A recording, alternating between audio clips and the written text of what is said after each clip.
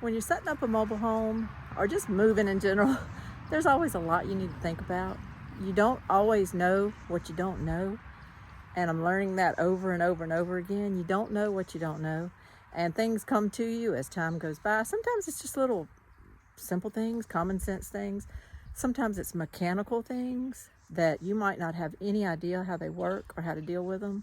So I'm just going to go over a couple of things right now and that's going on in our life with this move, and maybe it'll help you in your life at some point or help someone you know if you pass on the information. I'm trying to get a measurement from where I want the top of the porch to be to the ground. The trailer is set in place now, and so I can make that measurement. Now, if you want a foot of drop for every inch high that you are off the ground, you have to have a foot of ramp, a foot of drop. So technically, if you had a straight ramp, that would mean you would need a 36-foot ramp. But I'm going to allow for some flat areas, and also it's not just going to go straight. I want it to turn this corner and kind of spit him out right there on the carport area. I think it'll work out better to do it like that rather than just going straight and coming in sideways, because he would always be coming in on the wrong side of the car or just in a weird area from where those gutters come down and all. So I think I'm going to turn it and have it go between the pavilion and the trailer, and then turn again and go to the carport. Might seem a little complicated, but I think it'll work out. And now that I have a final measurement, that's going to be my homework tonight. I'm going to go home to our daughter's house and I'm going to design this thing and try to start speculating and coming up with a spec list on the amount of boards I need. It's going to be a lot. It's going to cost a lot no matter what. But this isn't just a simple ramp coming off of a regular little house that's just on some little piers. You know, it's 3 foot high in the front. The back's even higher than that, but we'll worry about a ramp back there later. And once we get that porch built back there. But that's all about this for now. I'm going to make that my homework tonight. Another little thing that came up yesterday was I was looking at my sink, and I love my little farmhouse sink, little stainless steel sink. But down in the bottom of it was this paper. And when I picked it up, it warns you that this house is designed to only handle 80 pounds of water pressure.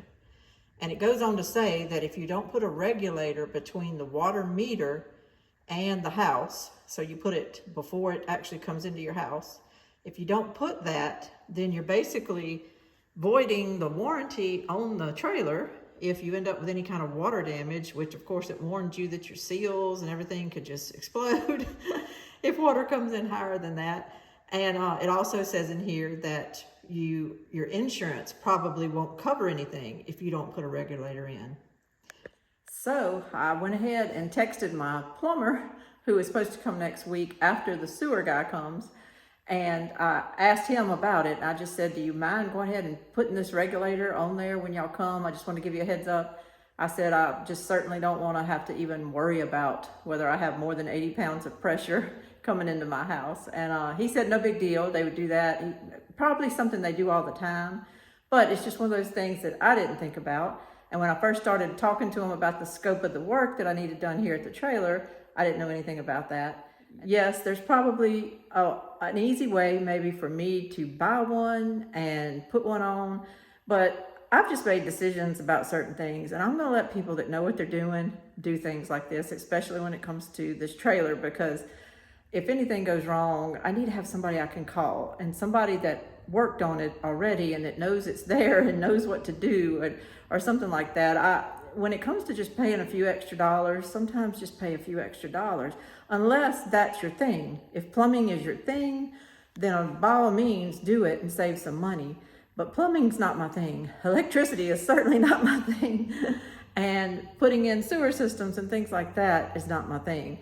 So I'm going to let the people that know what they're doing, that do this every day on a daily basis, that have taken the time to get certified and get licensed, I'm going to let them handle that for me. So I'm going to go ahead and put a regulator on that, because obviously any more than 80 pounds of pressure cannot be handled in a mobile home. So I'm going to get that taken care of. That's one more thing I had to think about though, and put on my little list of things to do. So just got to get it done. Whenever I was over at the mobile home place purchasing my trailer Monday, another guy walked in and said, "Hey, is that trailer got factory trim?" And they looked at my paperwork really fast, and the guy that was selling it to me said, "Yeah, it does." And the guy said, "Oh, okay, bye, thank you." And he left. Well, I didn't really know what they were talking about. My trailer does come with crown mold and things in it, and also I thought that was trim work, factory trim. And so I didn't really question it. Well, Thursday, the day my trailer was getting delivered, I was on the phone with my insurance company. They wouldn't insure it until it's set in place and we're moved into it. But I wanted to go ahead and get the ball rolling to get my binder going and all that kind of stuff. So I was talking to him and he asked me, "Do you have factory trim on this trailer?"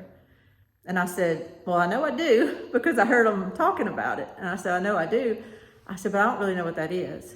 And he just said, "Well, that just means the factory's going to come do some finish work." And I said, "Okay."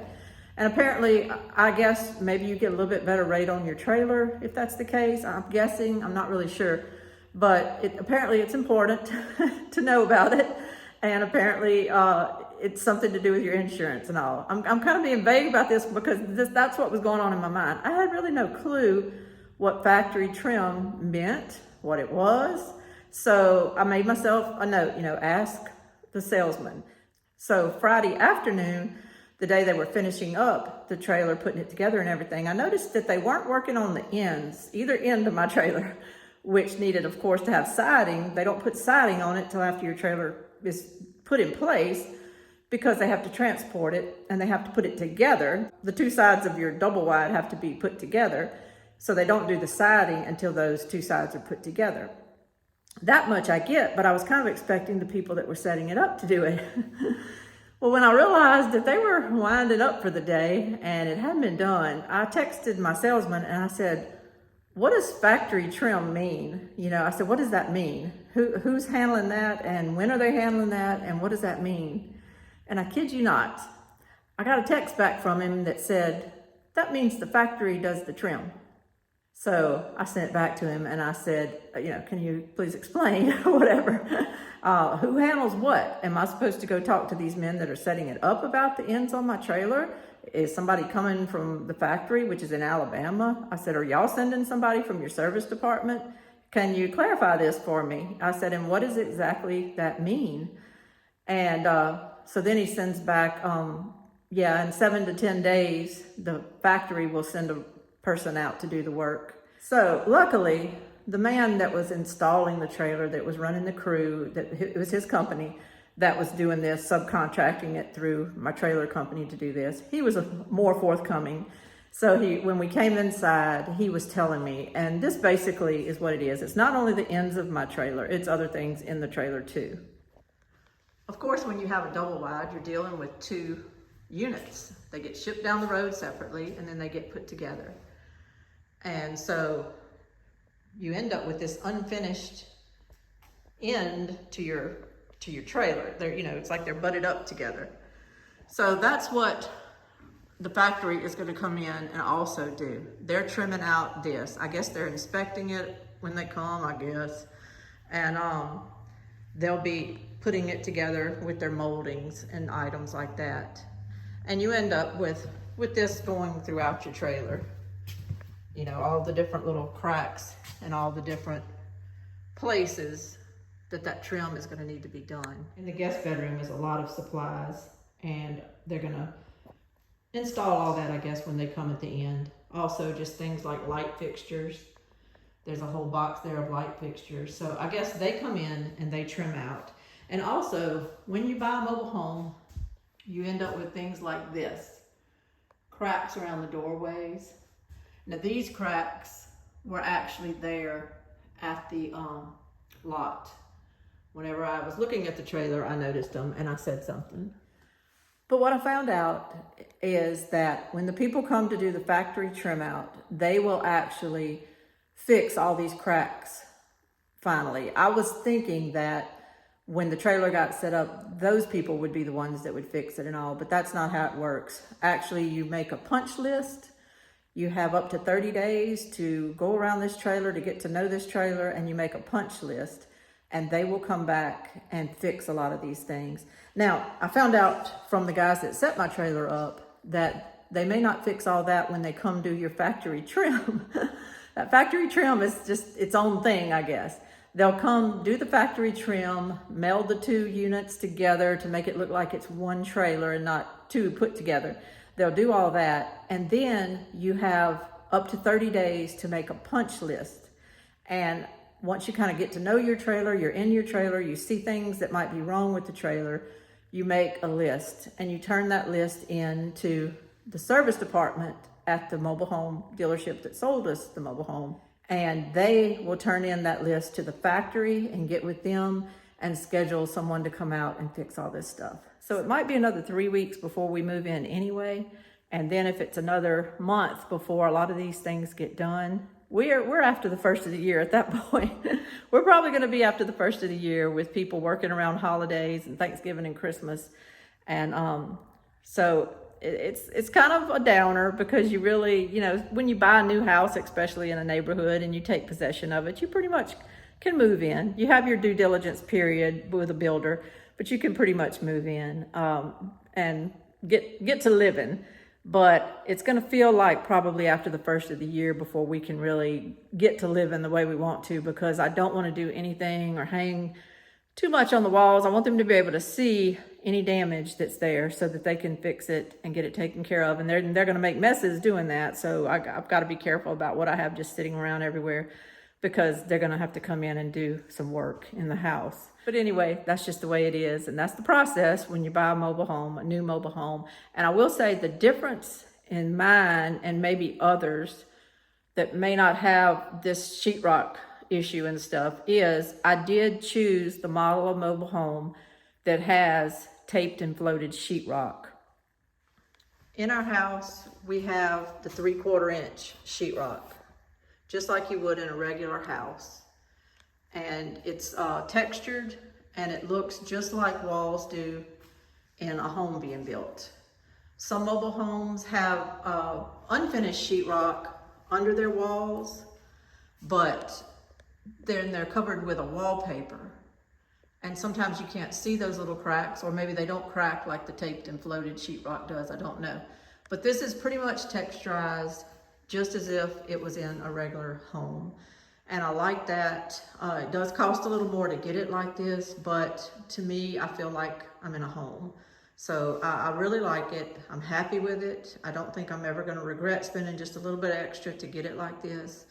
I do really feel like I'm in a spec house when I walk in here. And another thing that I like about this trailer is I got the kind that has the vents in the ceiling. There's those vents over there. We did live in a trailer a little bit when we first got married, and the vents were in the floor, and I didn't like that a whole lot. Now that's how it is in most mobile homes, and that's fine. I just wanted them in the ceiling for this one. So that's another thing to think about though when you're going to buy it, because when you're walking through a trailer, maybe the first thing you're not looking for is where the vents are. But having lived in one years ago, a little teeny one, I was definitely aware of the vent situation. So I wanted them in the ceiling if I could. Another thing that I'm gonna have to think about, most people wouldn't have to,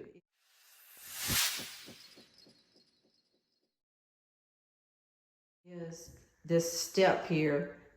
You step over it and then go down into the shower area of this tub. And well, it's a shower, it's not a tub, but it has a seat on the side. And so this seat right here, that's great. The door opens this way, and I can leave it wide open while I'm getting him in the shower, but it really doesn't, it's not conducive to putting his bench in there and then swinging his legs around. But I tell you what, it was very hard to find a trailer that had a perfect shower from what we need. Our home that we just left had the perfect shower. It had the perfect shower for Richard, for putting his stool on it and for getting him a bath. And I just couldn't find a trailer that had that same shower. I just couldn't. This was actually one of the better ones, that at least it had that bench built into this end right under the faucet, and I can use a wand and stuff. But some of the other ones were just not in any way, shape, or form conducive to giving him a shower. So I do the best I can with the different things. My priorities when buying this trailer, my priorities were, first of all, getting a good trailer. I wanted a good trailer because I'm scared of weather, and I didn't want to always feel like we were in danger if there was just not even tornado warnings, but just regular bad thunderstorms moving in. I didn't want to always be scared. So I ended up getting a sunshine home, which after doing research and after even talking to people that sell mobile homes, and some of whom didn't even sell sunshines, they told me, yes, it's good. Those are some of the better ones. So I felt good because I got that feedback from a lot of different people. And like I said, a couple of them didn't even sell sunshine, so they weren't trying to just tell me something to get me to buy one of their trailers. But apparently the Sunshine Mobile Homes, they're made in Red Bay, Alabama, I believe, but they're supposed to be really put together good. I hope that's true. I'm counting on it. The outer exterior walls are 6 inches. They're framed with 2x6s. They're not just framed with 2x4s. It feels like a house in here. It does. Now, I haven't been in here when we had a bad storm. I wasn't here the other night when it rained, but it feels good in here. So that's all I know. So that was my biggest priority, was to find a good mobile home. And I also want to mention there's wind ratings on mobile homes. There's wind ratings. You can have a 1, a 2, or a 3. Now, we're in Louisiana, we're on the coast, we get hurricanes. If you live in the very lower parts of Louisiana, you have to have a 3 for insurance reasons. And we're even having trouble with a lot of people not even wanting to insure mobile homes in any part of this part of Louisiana. I had to look around and find and get a couple of rejections before I found somebody that would insure this home. But that being said, if you live south of I-12, which cuts across Louisiana, it's I-10 really. Through this area, we call it I-12. It's a little bit of a spur, but it's really I-10 that runs east to west. If you live below I-10, and depending on where you live, you can have a 2 or you have to have a 3. I live north of I-12, and I'm saying all this just based on what people told me. I haven't researched all this with the state of Louisiana or anything, but I live north of I-12 or I-10, if you want to say I-10. And we don't have to have a 3, but I went ahead and bought a wind rated 3, which is the highest wind rated trailer you can get. Supposed to be, the best one they make as far as hurricane damage and damage in straight line winds and stuff. So I spent the extra money and got a 3. I'm just trying to make it where I can sleep at night. So that was my highest priority. Get a good, well-made trailer and get the highest wind-rated trailer I could. Check, got that done. Second of all, the shower for Richard was my second priority. And I would say my third priority was these vents above my head. I wanted vents in the ceiling. All the decorative things, while I love a beautiful home, and I'm gonna try to make this as beautiful of a home as I can, that was not something that I just walked in and oohed and awed and focused on. That's what the salesman wants you to ooh and ah and focus on. But I didn't even look at any of that stuff until I made sure there was a good shower, till the vents were in the ceiling, until I made sure which brand and what wind rated mobile home I was even in. Okay, skirting is a real big deal with trailers. If you live completely rural and somewhere that is just ungoverned by a lot of regulations, you might not even have to have skirting, but I have to have it. I don't live within the city limits, but just in our parish in general, you have to have it before they'll give you an occupancy permit. And what they do is they measure the 4 corners of your trailer. That corner down there is only 31 inches off the ground, so that's not bad. That back corner there is 48 inches. And then the other corner on the other side is either 41 or 44, whatever this first corner wasn't. The measurements basically were 31, 41, 44, 48. Now, what difference does all that make? It makes a lot of difference. When buying the mobile home and when paying for the skirting, you're paying for up to 36 inches of skirting. That's how it's priced out. That's how they're intending to install it. And then when you get here and you find out that your land slopes or something like that, and that your other corners are over the limit, you know how that works. You start running into overage costs. I don't know what that's really going to entail yet. I probably didn't ask the right questions during all this. I just signed the forms that said up to 36 inches, because when you're doing all that, you don't have a clue what your corners are going to be. When they drive in with these things on big trucks and with tongues and hydraulics, you don't know how your trailer is going to end up sitting. You just can't even really predict that. But this corner back here is my highest one, 48 inches off the ground, so that's a whole foot over what it's supposed to cost. Now, there's another layer to this. Yes, we'll have some overages, because yes, they're going to have to cut longer strips and more strips to make up for these extra inches. I get that, and if it was that simple, we would just pay the money and be done with it. But here's what throws a wrench in things. The guidelines from the installer through who contracts out through the mobile home company is this: you're paid up to 36 inches, but once you get over 42 inches, he requires you to put a frame at the bottom that he can attach his track to. Now, what does that mean? I wasn't really told that when I was looking at the mobile home, and the day I signed all the papers, it's just like you're in a house closing. Even though we were buying it outright, it's just like you're in a house closing. You're signing all these papers they shove at you. They're giving you a synopsis of what the papers say, and you just have to kind of generally understand the process and sign, because if you don't, it's just an hours and hours and hours long process, and you just need to get going. And so I didn't read at the very bottom of that page. I understood what he said about the 36 inches. I understood that there may be overages, but the very last sentence said anything over 42 inches, the owners will be required to put a frame in. That's what he called it, a frame, so that the track can sit on it, so that he can install. He won't install over 42 inches. So what the heck does that mean? What does it look like? What's it made out of? Do I just haul in dirt to make the dirt higher to where his track will still go in it? Do I build something out of wood? I don't know.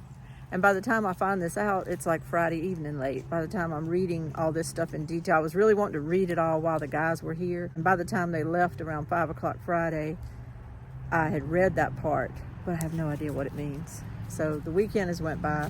I'm gonna have to find that out this week. What does it mean to build a frame for this guy to install from 42 inches up, because he won't go over 42 inches? I don't know. I'm gonna try to find out, and I'll update you while I'm building the frame or hauling in extra dirt to put back here, or whatever that means. I'll update you. But that's something I have to think about. That's something that is now on my to-do list. I'm trying to check things off my to-do list, and I keep getting things added onto my to-do list. And that's okay, as long as it's things I think I can handle. But when it's things like this that are a mystery to me as to what I'm supposed to do, but I'm gonna try to get it cleared up this week. I'm gonna try to talk to somebody and find out the breakdown on how that works. I just thought maybe there was things that I had ran across that might help you, might help people that are fixing to buy a mobile home, or maybe are gonna buy even a used one. Maybe there's some questions you can ask. Did you put a regulator on your trailer? Have you had any problems with your water pressure? Things like that. And you look at the vents when you go in, ask about the wind rating when you go in, things like that. Maybe that'll help somebody. There's also a lot of cost involved. And I think I'm gonna do a separate video, just kind of going over what all it has cost me to sell my home and to buy this home. There's a lot involved, and I think a lot of people just think, let me sell my house, get the funds from that, get out of debt, and then just start homesteading. And we're gonna start homesteading. And there's a lot to it. There's a lot involved. And I think that's where a lot of people can hit burnout, is because their cash runs out before they really have the ability to get on their home place, get on their homestead and make some money. So I think I'm gonna do a separate little video about that and just go over my experience. That's all I can tell you about is my experience. and maybe get some feedback from you on your experiences that'll help somebody else. So that's the whole point of this today. I hope it helps, and I hope you enjoyed it. And we're almost there. We're about 3 weeks away from moving in. So I'll keep you posted. Thank you for watching me. This is Lainey at Hilltop Home Place. Y'all have a great day. Bye-bye.